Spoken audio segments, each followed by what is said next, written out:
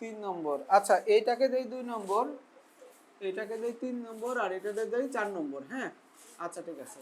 এখন এগুলো সব যোগ করলে লেফট সাইড হবে, তাই না?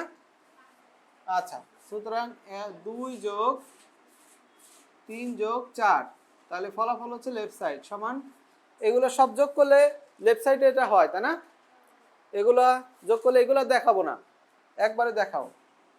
cot b cot c plus cot c cot a plus cot a cot b, ঠিক আছে না?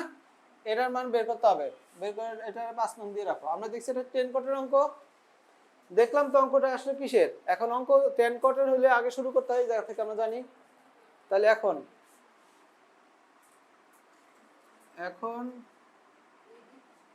আমরা জানি a plus B plus C এত সমান পাই। তাহলে a প্লাস বি সমান কত? Pi minus C. দুই পাশে কি নেব?